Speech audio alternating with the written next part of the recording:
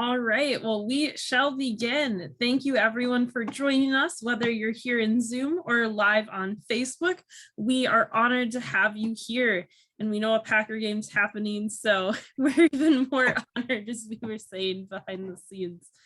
We are going to first start off with a little information about the Fox Cities Book Festival before we dive in. So this year, it is the 14th annual Fox Cities Book Festival. Thank you so much for joining us. This is our second year virtual, but we hope that by fall, we'll be back in person. This is the last day of the Fox Cities Book Festival, so thank you if you've attended other things, and we hope to see you at a few other of our events tonight. The Fox Cities Book Festival would not be possible without help from all our partners and supporters. Our partners include local school districts, local libraries, local bookstores, local universities. We are so honored to get to work with them. And then thank you to the groups that have donated grant funding to us and those individuals who have donated in both financial ways and with their time. Thank you to everyone who makes the events possible, because we do believe that there should be no barriers in bringing the arts to people. So we are thankful that we can keep all of our events free to the public. If you can and would be willing to support your Fox Cities Book Festival, you can donate online at foxcitiesbookfestival.org or on Facebook. Our Facebook page is Facebook/Fox Cities Book Festival. We have that QR code that'll bring you to the spots too. You can mail a check. And if you would just like to get more information about the Fox Cities Book Festival, if you'd like to volunteer, if you'd like to join our board, or if you just want any questions answered, don't be afraid to send us an email at info@foxcitiesbookfestival.org. As we conduct our events today, we will have a session or some time to answer some questions. So when you're doing that, please know we do have a code of conduct in our statement of responsibility. As you read through it, what it boils down to is we will not allow any harassment or disrespectful behavior throughout the event. If we see that, we would take you out of the event. And to send your questions, if you're on Zoom, we have the Q&A box. You can type in comments or questions there. And if you're on Facebook, all you have to do is leave a comment. But now it is the moment that you have been waiting for. I am honored to get to introduce our moderators for the event today. Sharon Brown and Yvette are joining us. We are so excited to have them here. And I apologize, Sharon. I actually said Sharon Brown. You were Sharon Bowen. Close enough. I've been called worse. Oh no. Sharon Bowen is a retired teacher and school counselor and has volunteered with Celebrate Diversity Fox Cities since its inception in 2004 as a facilitator trainer, coordinator of events, co-chair of the board, and member of the Education and Outreach Committee. She also volunteers for other organizations and enjoys exercising in the outdoors, singing in the New Voices Community Choir, and traveling to 4 different states to visit 9 grandchildren with her husband. And then you have Yvette Dunlap.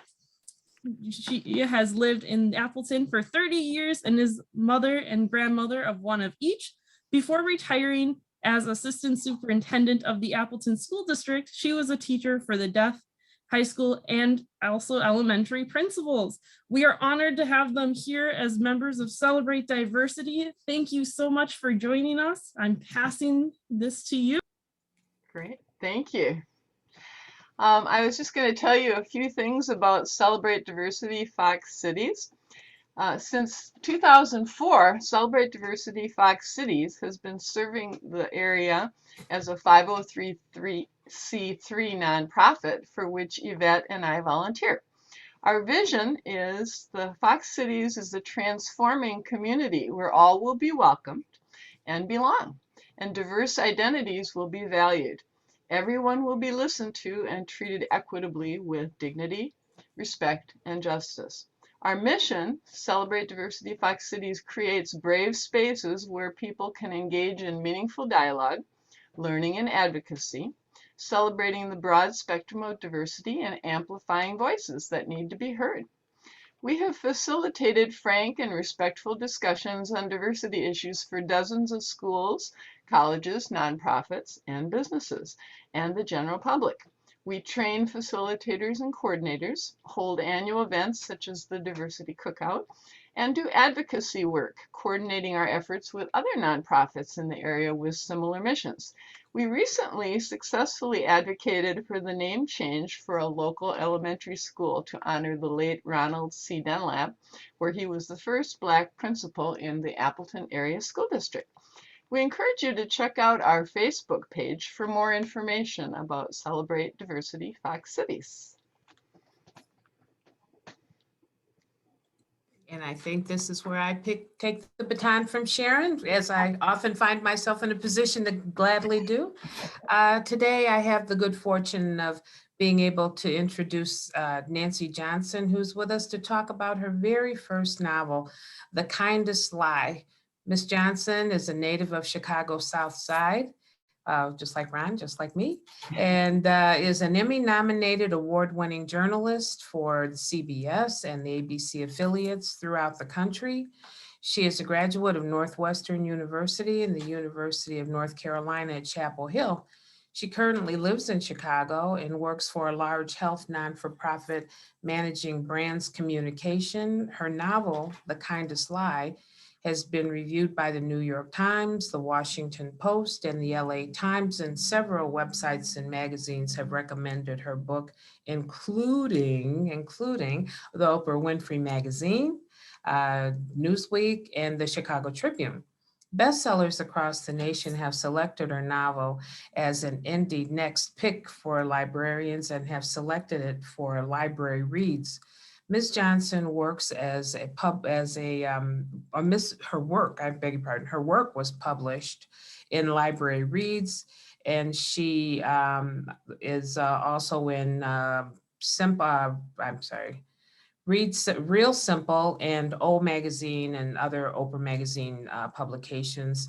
And she's received support from Hurston Wright Foundation, Tin House, and Kindest Fiction. We'd like to welcome Ms. Johnson to our event today. Thank you so much. I appreciate it, Yvette and Sharon. Thanks for having me. And thanks to the Fox Cities Book Festival for this wonderful invitation. So I know some of you have read the book and then some of you have not yet. So for those of you who have not, just to give you a brief synopsis of or summary of what the book is about, it is a story of family, forgiveness, loyalty at the dawn of the Obama era. And the book centers on a successful Ivy League educated Black engineer named Ruth. She is on the come up. Everything is going her way. She's got a great husband. She's just moved into a new home. But she's been harboring a secret. And the secret is that she had a baby when she was just a teenager. And she walked away from her child and left him behind in the dying Indiana factory town where she grew up. And that was 11 years ago. And so now she wants to make peace with her past, and she returns to her hometown to search for her son. And then when she gets there, she meets and forms this unlikely connection with a poor young white boy whose nickname is Midnight.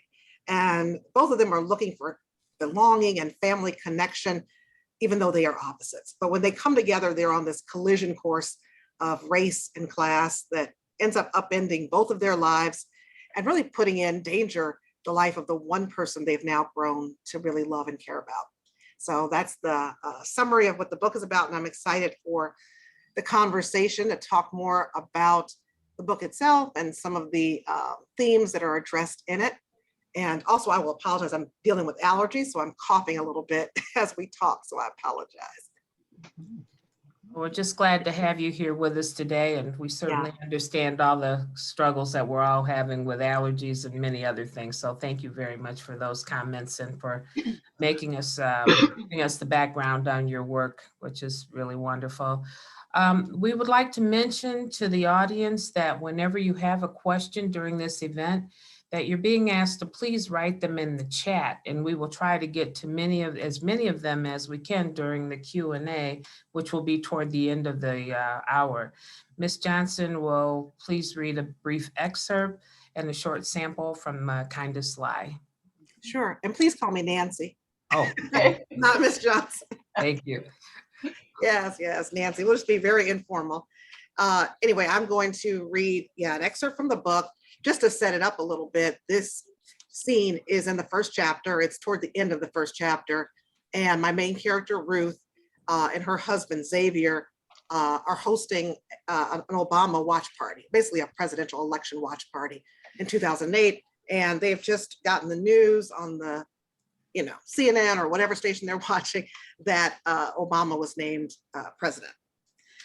Her whole life, Ruth hadn't dared to believe this could happen, and she almost forgot to breathe. A picture of the little house where she grew up in Ganton came to mind, its low ceilings and narrow hallways, Mama at the kitchen table counting money on the first of the month, Papa's body quivering underneath his plant uniform as he tried to walk straight in the early days of his illness. Maybe, just maybe, everything they'd all been through had been for this, to get here, to this moment, to this man with the funny name, to this day in history. Xavier whooped and gave her a ball drop New Year's Eve style kiss. The townhouse vibrated with their jubilation. Guests lifted their glasses and their voices in a toast to their own manifest destiny. Out of the corner of her eye, she saw Harvey, who was usually the loudest in any room, rocking quietly in a chair with his folded hands pressed against his lips. Then they rolled up the living room rug to do stepper sets and slides, with Xavier breakdancing like he was 13 instead of 32. Somehow she needed to store every part of this moment, burn it into her being so it would still be real when she lived it again as memory. She wanted to scoop up the feeling, bottle it, and tighten the cap so none could seep out ever. But at the same time, her instincts told her to share it. So she opened the windows to give the neighborhood a contact high. Keeping it old school, the Gap Band's Outstanding blasted from the speakers, and they took turns strutting down the Soul Train line.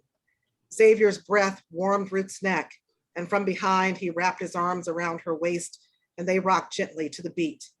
With his wife at home, Harvey managed to slide into a dance sandwich between Penelope and Tess, who always humored the old man. Their feet felt light, and their chests too, the weight of wait your turn, not so fast, and never having lifted, at least for one night. Ruth and Xavier ate and danced until the sun poked through the blinds, bathing their townhouse in a groggy afterglow, spotlighting barbecue-stained plates and her high-heel shoes slung in a corner of the room. In the early hours of the morning, Ruth lay on the love seat, the highs still buzzing in her head, Xavier's face inches from hers. She stared at his profile and ran her forefinger down his long nose to his lips, past his chin to his pronounced Adam's apple. His skin tone reminded her of the rich Mississippi soil where Mama was born, with flecks of red and yellow just under the surface. He was prone to faking sleep, and it wasn't until she blew a noisemaker gently in his ear that his lips moved. You think our kid could be president someday? His voice had turned rusty from all the celebrating. This was the first time Xavier had spoken of anything as tangible as an occupation for their not yet born imaginary child. In the morning sun, the thought of babies unmoored her. Aren't you getting ahead of yourself, she said. I don't know, maybe you're right. We have plenty of time to map out that kid's future. He lifted one eyebrow. What I do know, though, is now that we got a Black president, I'm taking chitlins to the office today. After a few seconds of silence, he laughed, and she did too, their heads falling back like dominoes from the force of it. Maybe she laughed a bit too hard in relief that he was no longer talking about children. She poked at his side. You are ridiculous. You better leave your chitterlings at home, she said, emphasizing each syllable for effect, at least until the man takes the oath of office. Don't mess around and get your black butt fired now. They stayed like that for hours, giggling softly and smiling at everything and nothing, wrapped in each other's arms, hung over with hope. And so that is the end of the first chapter. And I began the book with this sense of hope that so many in the country were feeling, no matter who you were, whether you were, whatever race you were, or no matter what your political persuasion. I think there was this sense of hope in the country that we had achieved something and made some progress. So that's the beginning, the way I started the book. But then the rest of the book is about what happens when there's a dearth or a loss of hope. Well, thank you very much. And I just would like to mention to the audience, if they would please just enter their questions that they have. And as we move through our program this afternoon, we will really do our best to get to as many questions as we possibly can. Nancy, we'd like to ask you, what was your motivation and for writing this book, and who do you listen to, who do read, who do you admire? And I think I jumped ahead. Sorry, Sharon. Yeah. From Okay, I'll just talk for now then about the inspiration then Yes, good. for the book. And so it took me 6 years to write it, and I started writing in 2013. But I was inspired by the events of 2008 when Obama was elected president.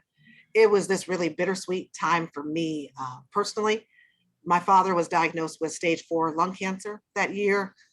And I wanted him to vote, but I didn't know what was going to happen by election day. So I convinced him and my mother to vote early, which they did.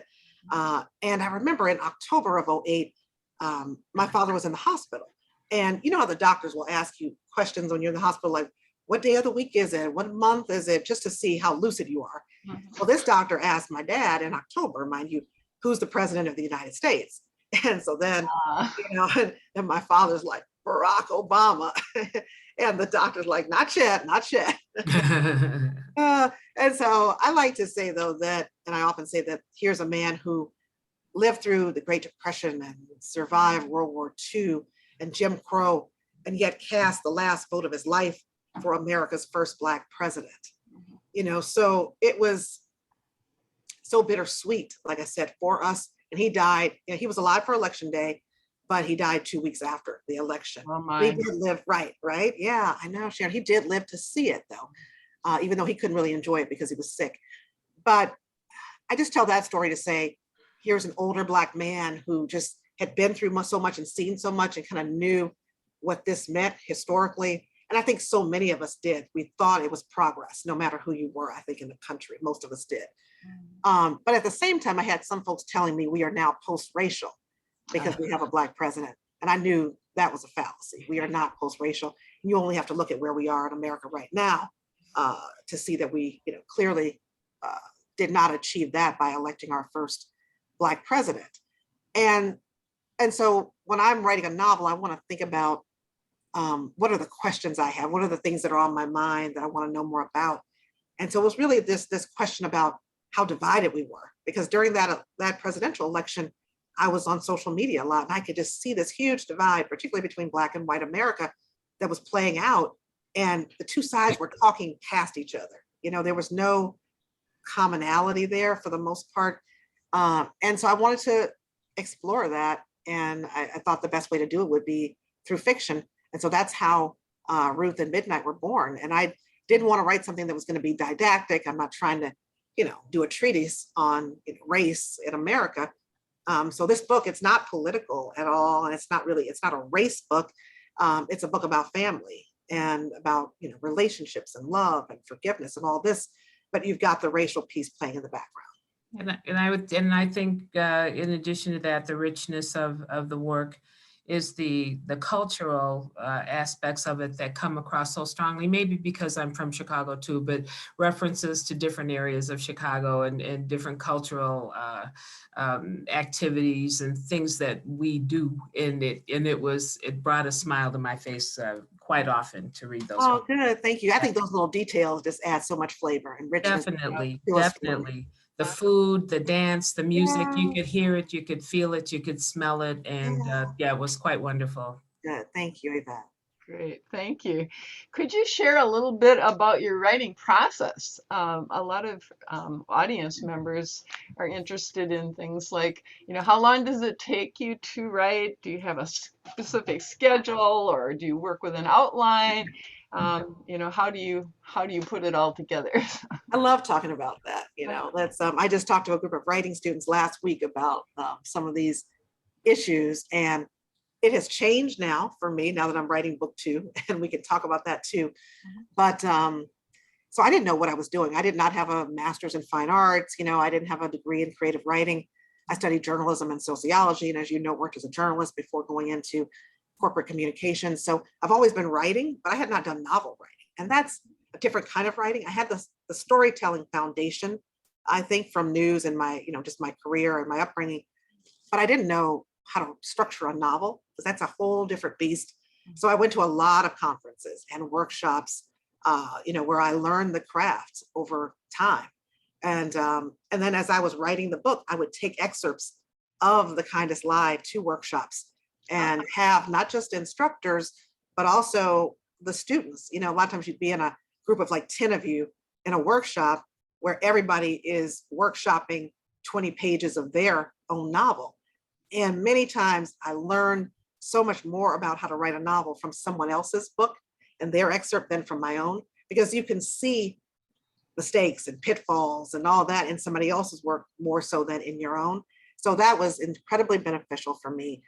And so then once I got to the home stretch of writing the book, I was like, I didn't have anybody waiting for it. So it's not like I had to get it done in a certain time, but I knew I wanted to be traditionally published, wanted to get an agent and a book deal and all that. So I was like, I got to hurry up and get this book wrapped up. And so I had an accountability partner in the last year of writing the book. And so I'm in Chicago and I work in the suburbs. And so it's an hour and a half driving commute each way for me, typically when we were in the office. And so that's a long time. So it's not like I'm on a train where I can just be, typing away on a laptop as I'm commuting to work. So I'm driving. And lo and behold, of course, the best ideas for my book would come to me while I'm driving and I can't write a thing down. And so that was always so frustrating for me. And I would say, okay, I'll remember that when I get to work. I'd get to work, forgot everything that I was going to write about. And so what I started doing was using the voice memo function on my phone. And I would talk into my phone, because pieces of dialogue would come to me or exposition, and I would just talk into the phone. And so then when I got home that night, it was there, so I didn't lose anything. So that's the way I handled that in terms of just the discipline of trying to, get my thoughts down in the writing. But in terms of whether I plot or not, there's this, the way people talk about it in the writing world is either you're a plotter, meaning you outline everything, or you're a pantser, meaning you kind of go by the seat of your pants. And so I've always been what they call a pantser. I don't outline or plot anything out because I feel like it's going to be constraining me and my creative process. If I know where everything is going to go, I was like, I need to let the characters speak to me. And that's the way I did this book. I let I would go down a certain path and my character would say, nope, we're not doing that. I'm doing something else. And I let the story evolve that way more organically. Fast forward, so that's why wrote The Kindest Lie. Fast forward to now, I just met with my editor about my second book, People of Means, that I'm writing currently. And she looked at the first 45,000 like rough, draft words that I've written, which is like maybe, halfway through. I let her see that. And she asked me about my process. And I told her just what I told you about how I do it. And she said, I think we're going to need you to outline this time. So I was like, oh, crap. But she said, this is all like a lot of beautifully written scenes, but they're episodic, but they're not climax driven. And I don't feel like they're cohesive and there's an arc to it right now. So she said, let's outline. And so I was like, oh my God, what am I going to do? I've never outlined. And so I borrowed a few methods from different friends, author friends who outline. And I did it. I wrote a 10-page outline for the book, chapter by chapter. And she was very impressed. And my editor was like, okay, yeah, this is the direction we want to go in. And so things are good with that. But it just goes to show you that your process can evolve. So I'm trying to find the joy and the freedom within the constraints of an outline. And so that's where I am right now, evolving. Yeah, thank you. That was fascinating. Okay. And Yvette, you want to do the next question? I'm getting back on without the mute here. And again, I think I was a little ahead of myself and I apologize for that. But who are some of the contemporary and historic authors that you maybe have admired or read through the course of your life? Anybody from Chicago we'd recognize? Yeah, I love Chicago authors, like Lorraine Hansberry and those. But I would say that the ones, first of all, contemporary that I enjoy are Jesmyn Ward, Jacqueline Woodson, Britt Bennett. And I actually have her book, because people always ask about what you're reading. This book came out last year, so I know a lot of people have read it. The Vanishing Half by Britt Bennett, about passing, Black folks passing, in America. And so I love that. Let's see, Tayari Jones, who's also one of my writing instructors. Definitely, I'm a fan of her work. The other books I'm reading, Ask Again, Yes is one by Mary Beth Keane. So set in the 1970s, I think it is, about the families of two Irish cops. And, they're just really good character assessments and family drama story. And so I read that. And then I just finished reading, this one came out, I think in 2017, The Seven Husbands of Evelyn Hugo by Taylor Jenkins Reid. A lot of old Hollywood, and it deals with a lot of really contemporary subjects, that around like LGBTQ issues, race, just a lot of really meaty issues in a book that you'll just be fascinated by going through and thinking about the glamour of old Hollywood. So those are a few that I recommend right now. In terms of more historic authors, love James Baldwin, The Fire Next Time, If Beale Street Could Talk, those are two of my favorites. I have to say my absolute favorite is, who I consider the mother of literature, Toni Morrison.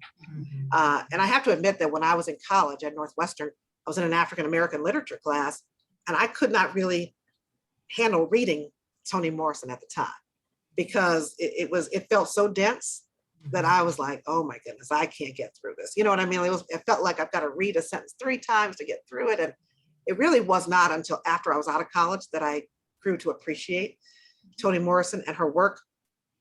And there's definitely a connection, I would say, with this book and my favorite of hers, The Bluest Eye, which was her first novel. And I did model something in The Kindest Lie after that. So in The Kindest Lie, I didn't read this part of the excerpt, but in the very beginning of the book, I tell you what Ruth's secret is, that she had a baby when she was 17. And she pulled off in her car, left that little town behind without her baby. So I tell you that on page 1. And I saw Toni Morrison do that in The Bluest Eye in the beginning of the book. She tells you that about Pecola Breedlove, this little girl who was molested by her father and had a baby by her father. So you know that big secret right there at the beginning of the book. And she even says, I think, I'm not going to tell you why it happened because that's too painful, but I'm going to walk you through how this came to be, and I just thought that's a beautiful way to tell a story. And then beyond just the beauty of the language and the storytelling of Toni Morrison, which is obvious, I think, to anyone who reads her work, it's also her confidence as a Black author. I remember this interview that I saw with her where the white interviewer asked Toni Morrison, when are you going to start writing about white characters, white people's stories? And Toni Morrison let her know that I'm insulted by that question. Have you asked white authors when they're going to start writing Black characters? And she said, you're also assuming that I am not in the mainstream. And I consider myself and my work to be very much at the center and in the mainstream. And I'm paraphrasing a bit, but that's really what Toni Morrison said.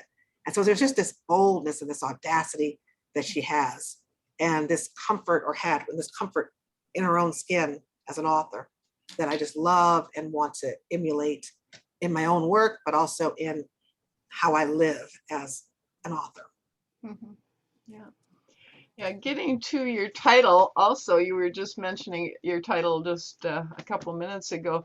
Do you want to comment about The Kindest Lie? Or do you want to keep that a secret? Well, it's so funny that you say The Kindest Lie, because I came up with the title, but there is no one lie that I consider the kindest. I didn't want to say kind lies, or you know what I mean? The Kindest Lie just seemed to work better for me. But to be honest, it was not the first title that I had. Just so people know, titles are so interesting. When I first started writing the book, I entitled it Until Midnight. And I told you that I do writing workshops. And so if you know Laura Lippman, the crime fiction author, she was the one I was studying under in this workshop. And she said, that title's got to go. And she said, you never want to use the name of one of your characters to be in service of your title. And that's what I was doing. And so it was kind of hokey, because Midnight is one of my main characters. So I was like, until midnight, gotcha. And so she was like, you don't want to do that. It's cheesy. And so I was like, okay, sure. And I thought of The Kindest Lie next, was the next title I thought of. I didn't know if it would stick or not, because quite often in the publishing arena, the editors will, have you come up with, a list of 15 potential titles for your book, and they come up with titles, and then you've got to brainstorm together and norm on something. And so I was holding my breath the whole time thinking, oh, okay, when are they going to, ask me about, working on a new title? And no one ever said a word. And so that ended up being the title. But in terms of the meaning of it, The Kindest Lie is about the lies that we tell ourselves or other people in order to protect them or to protect ourselves sometimes. So it's always something that we're doing for the good, for the greater good of, someone else. Those are the kind lies. We think we're doing them for all the right reasons, telling those for the right reasons. And then it also worked as a title on a macro level, because I'm always thinking about America and the lies that America has told itself, that it is more honorable and decent than it really is, particularly to marginalized people. Thank you. It's been said that this book, which takes place in 2008, could also have been written today. Do it because it's so timely. Given Chicago's rich history, why did you select this particular history or period of time to address in your book, when clearly, you could have selected so many others? Yeah, well, I'd say the easy practical answer is that I was inspired by, the Obama, the events of that election of Obama, and what that seemed to reveal and pull back the curtain on that racism that we know is always there. But it just kind of brought it to the forefront for me during that election. And so that's why I said it during that time, because that's what I was inspired by, were the events of 2008. However, I will say that it's timely in the sense that so many people have told me this year with the book coming out that it could easily have been set right now. It feels timely because of the parallels. So in 2008, we were electing what some considered a political savior, in a Barack Obama. And now, we've just had the election in 2020 of Joe Biden, who some consider, saving us from something as well. And there was the historic nature of Obama's election, the historic nature of our vice president being Black and South Asian. Also, in 2008, we were under so much economic strain during the Great Recession. And then now we're in a global pandemic where people have been losing their livelihoods. So you have that as well. So there's just so many parallels that I think the book easily could take place right during this particular time and moment in history. The through line of the story and the issues and the themes are just as real and relevant today, and particularly also in the racial issues too, just as prevalent today. Thank you. Could you please comment on how children develop their understanding of race and how that relates to your book? Yeah, so so I have children in the book, as you know, Midnight, the 11-year-old white boy, and then he has a group of Black and brown friends, and we see how they experience race so differently depending upon who they are. And I was just reading a study, I'm not an expert on this by any means, but I was reading a study last year about children developing their understanding about race. And this study said that at age, I think 6 months old, kids are able to identify differences in skin color at that age. And then by the time they're 5 years old, they've developed these ideas about racial characteristics and what they mean and stereotypes and all of that, which I found fascinating. Yet parents wait, they don't talk to kids about race typically at 5 years old, or earlier. It's usually much later excuse me, and a lot of times it's because the parents are not comfortable having the conversations. They're still trying to figure out race. And it's one of those things that so many people just want to avoid talking about. And so it's not something on their radar to really talk to their children about, even though their children are watching and processing everything. And in the book, we see Midnight, this 11-year-old white boy, we see how he is watching the adults around him in his family and other places and what their perceptions are of race. And he internalizes that. And excuse me, and I have a scene in the book where there's a convenience store scene. I'll just give this away. Midnight as a white boy is treated one way, whereas his Black and brown, friends, counterparts are hassled by the store manager. One of the kids, Black kids, is asked, did you steal something? Did you steal that bag of Funyuns in the convenience store? And after that moment is over, they get out of that store, Midnight is saying to his Black friend, Corey, why did you just, do nothing? Why didn't you get in his face and let him know, that you didn't do anything? You didn't steal anything. How'd you let him, treat you that way? And Corey, this Black boy, is saying, you just don't get it. You don't understand. And I was talking to an all-white book club, and we were discussing that scene. And several of the women were so frustrated. These were white women now, were frustrated with Midnight because they said, how could he not know that that he as a white boy was having a different experience of America than Black and brown boys? And I said, well, how many of your children at that age would know that? And have you talked to your children where they would know this? And they had to admit their kids wouldn't know anything more either. So, it's different when you're a Black child because your parents are having the talk with you more often because it's a life or death situation that you have to have that conversation with Black and brown children. Whereas white parents don't always feel that they have to have that. And so that's a certain luxury there. When really everybody should be having the conversation because this is impacting all of us. Yeah. Thank you. Yeah, I don't know if that kind of spoke to the role that race plays in relationships and in within the communities of your book. I don't know if there would be anything more that you would care to add to that. That was another question that we had.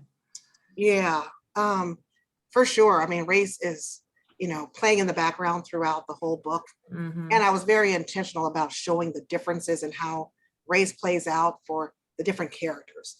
So like Ruth, so she's now this successful engineer, got a great home, got a, wonderful job, making good money, upper middle class now. Yet there's a scene where she and her husband are sitting on the ELLE train in Chicago and a white cop is hassling a Black boy who's drumming for tips. And they're sitting there rigid with fear because they don't know what might happen next because they know the history of what has happened.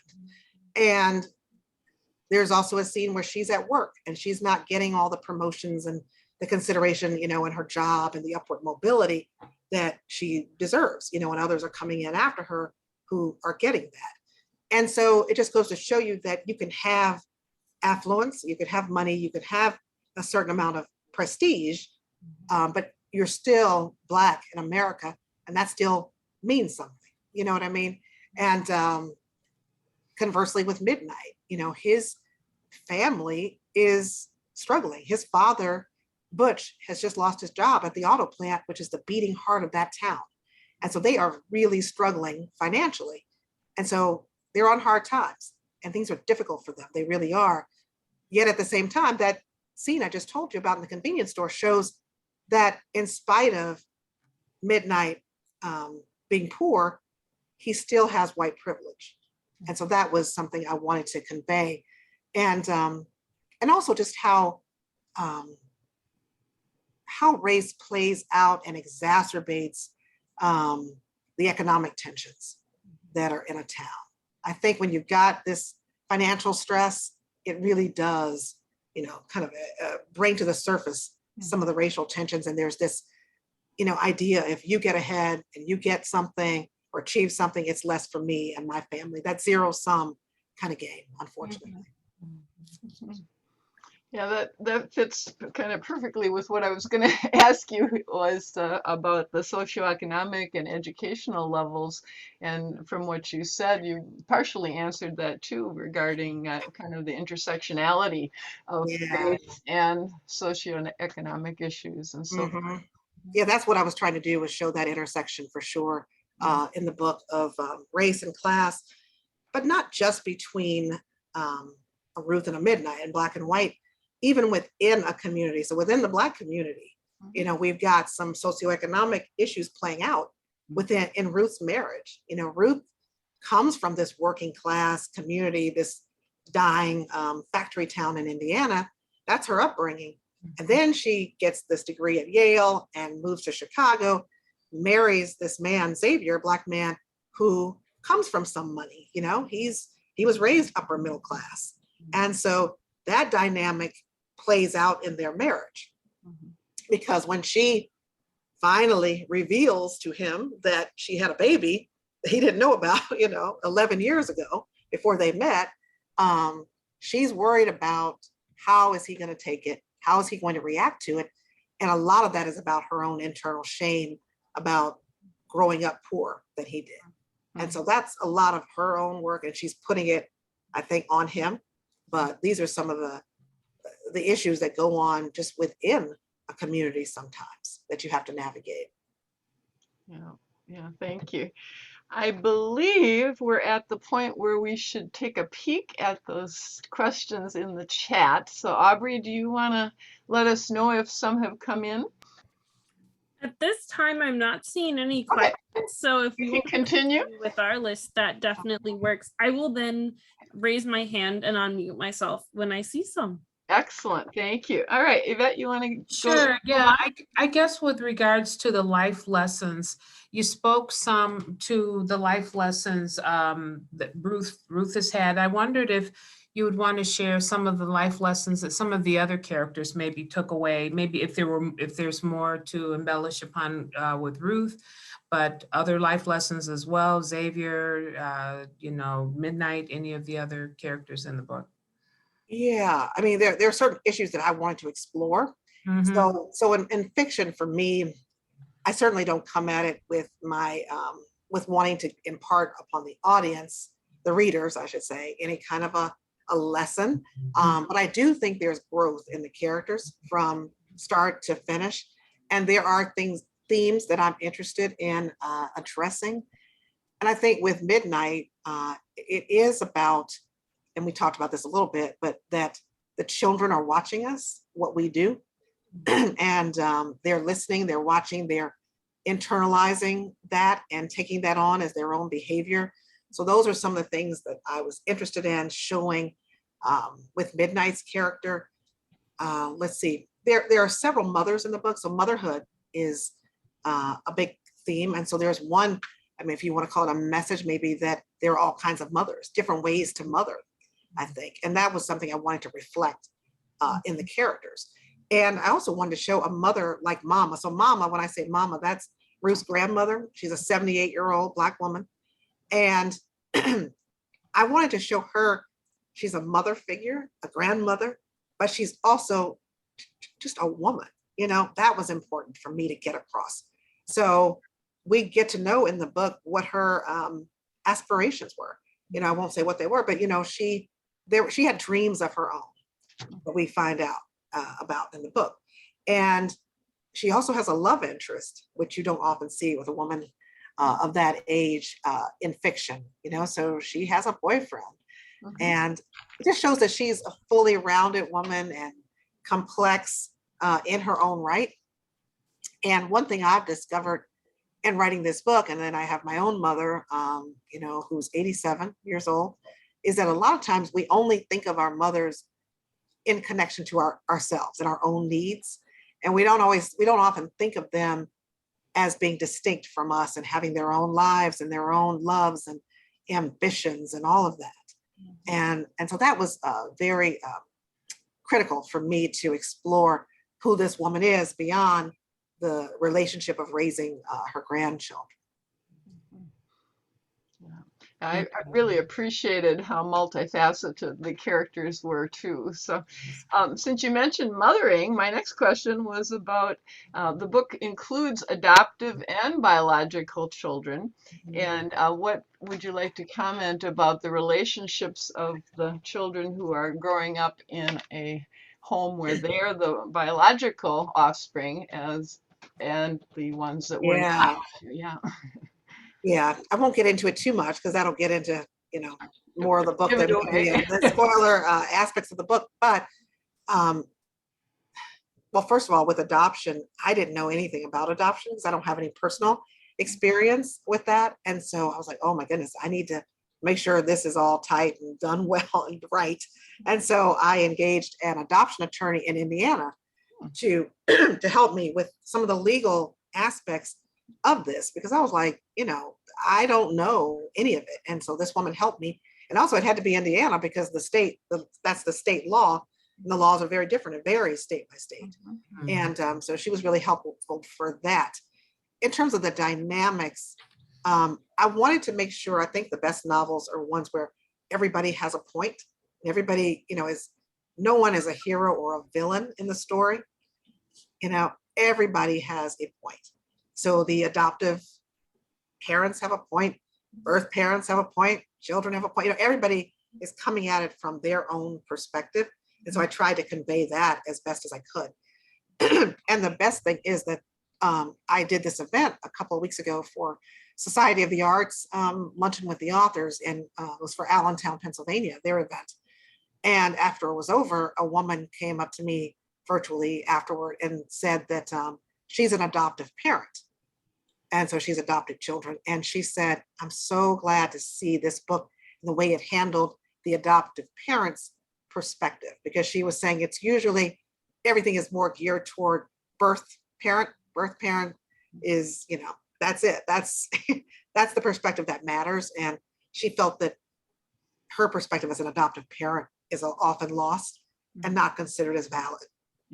But she thought in this book that I had done a good job with that. And so I think once you read the book, you'll see that there are some really poignant scenes in there that kind of show the complexity of these relationships and where people are and what they really want out of these relationships. Thank you.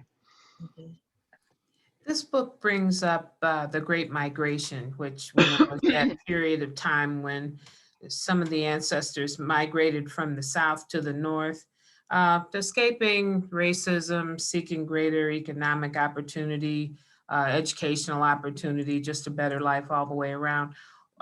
What impact did that move have on characters such as Mama in the book and also on our country? And maybe at some point we could circle back around to Aubrey and maybe see where we are with the Q&A. Yeah. So the Great Migration. So when I first started writing it, I didn't have that in there, and I added it as I was going along, as I was trying to get to know Mama's character better. And so I'm always interested in what is motivating a character, what's bringing them to this position, because Mama can be a difficult character. Some would consider Mama an antagonist in the story. Not everybody, but some do. She's the one who told Ruth, you can't keep this baby. A baby's going to hold you back, from everything that we have planned for you and for your trajectory for success. And I kept thinking, what is it that brings Mama to that point? And that's how I got to the Great Migration, that Mama, grew up in the South, the deep South. And, there was an incident that I won't talk about because you have to read the book, but that, really was the precipitating incident to propel her family to move north to Indiana. And I think so many people in the Great Migration, they were leaving this overt racism behind, seeking something better, more opportunity, a life where these racists don't have their foot on our necks, anymore.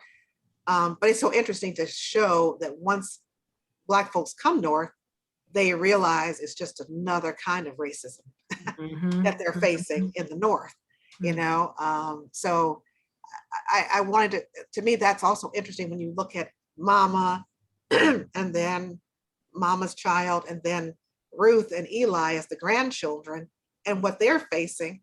They're living in the North, still facing racism, but they've moved further along, and what happened in that great migration, and the dreams and the hopes that Mama had, and her family had for themselves and the succeeding generations. When they got on that train and made that journey, we see the fruits of that. We see the complexity and the complications of that.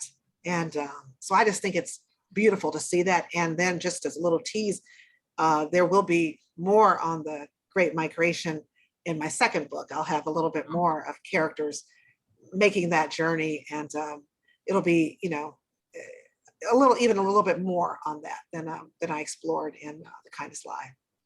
Just want to thank you for everything that you have shared, and know that we totally respect the cards that have to be held a little closer to the vest, if you will. But with that thought in mind, I can't help but toss out one word, and the word is screenplay. And I like that word.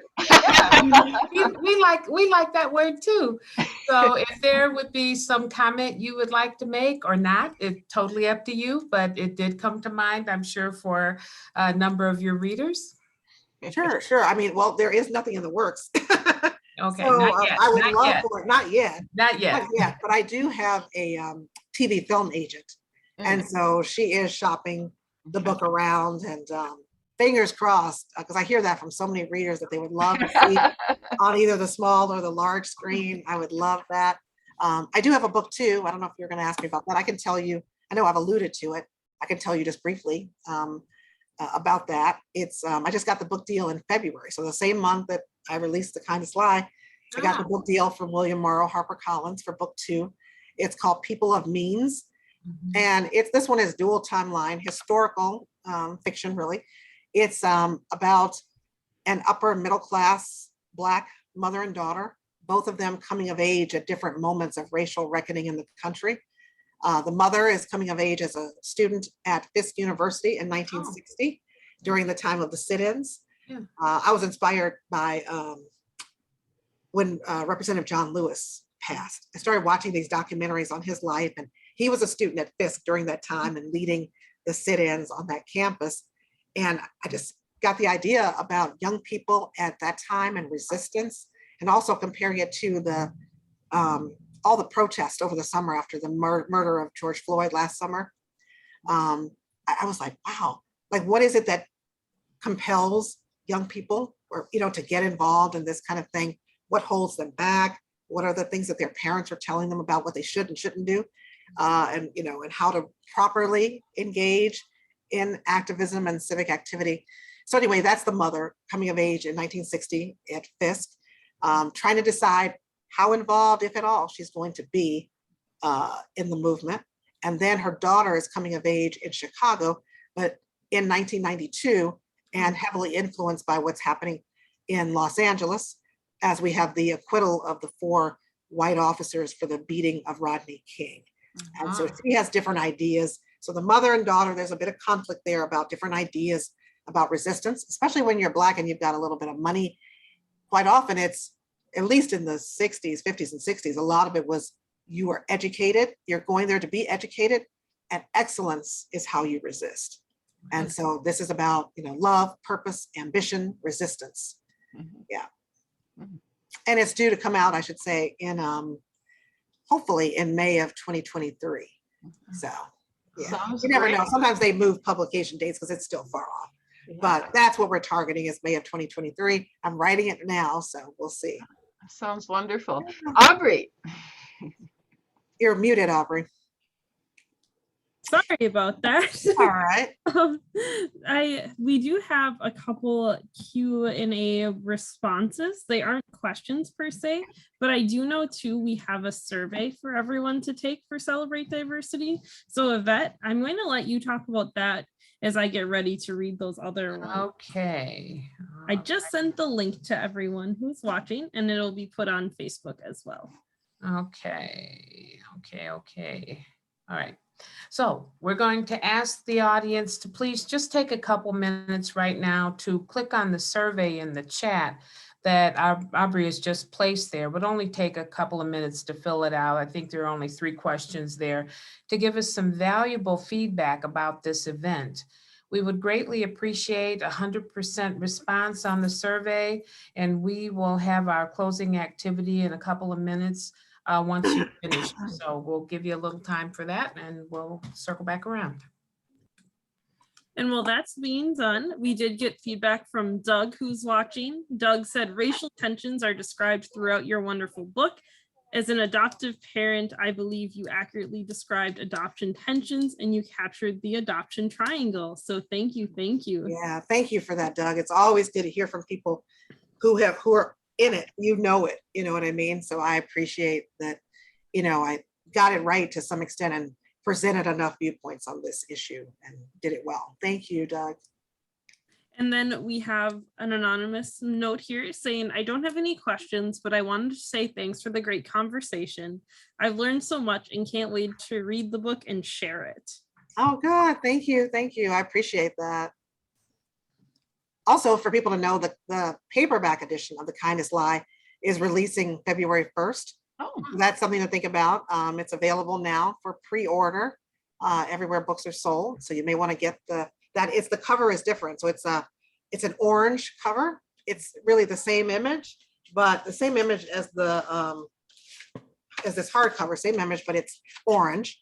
And so, and the beauty of it and the difference, in addition to just that it's in paperback, is that at the back of it, we have a series of book club questions that I came up with, as well as there's a Q&A with me, and there's a behind the book essay. So it'll be released February 1st, but I encourage people to pre-order that paperback now, and it's great for book clubs. great. So I think we've given enough time for the survey to be filled out since we only had 2 questions. And is it okay to do one last question, Aubrey? We're good. Okay. Since you've already told us about your next book, which was what I was going to ask. Oh, I'm sorry. We're definitely on the same link. Is what haven't we asked you today that you would love to share with us? Oh man.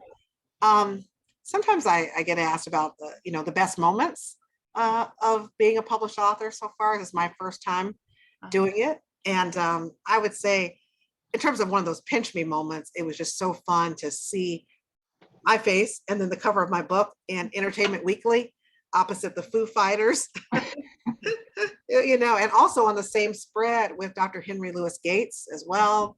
So I was like, wow. And then Daniel Kaluuya, the actor from Black Panther and so many other movies, was on the cover. And I was like, whoa. So I felt like I'd arrived, being in Entertainment Weekly. So that was a fun moment. But I would say the best part has been just connecting with the readers who really feel the story deeply, and it is meaningful for them and their own relationships. I think that's the best part.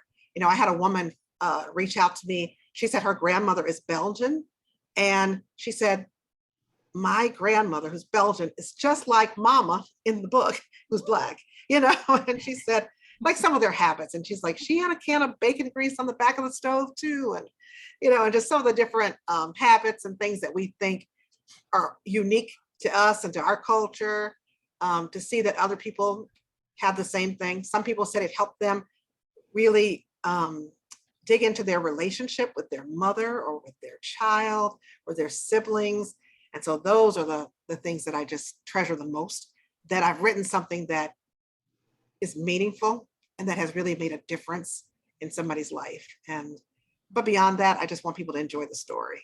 So thank you so much for having me. Thanks to Fox Cities. You're welcome. Thank you so much, Nancy. Thank you, Yvette and Sharon. Thank you. Good luck with the screenplay.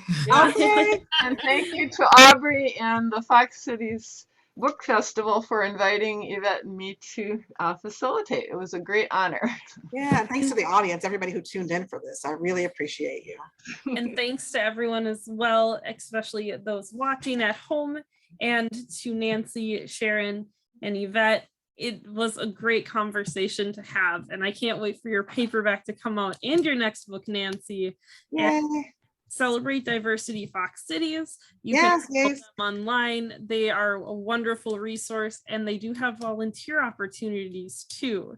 And as today goes on, this is the last day of the Fox Cities Book Festival. So if you would like to attend some more great events, we do have some more still tonight. And then we're going to get set for 2020s too. So if you'd like Wow. to follow us more, or if you're able to donate, those links should be in the chat in a moment. And then also we do have a survey that we made as well to help prepare for 2022. It's bonkers to say. Right. But thank you everyone so much for joining us. Yes, thank you. Thank you, Thank ladies. you. Bye-bye. Thank you. Bye now.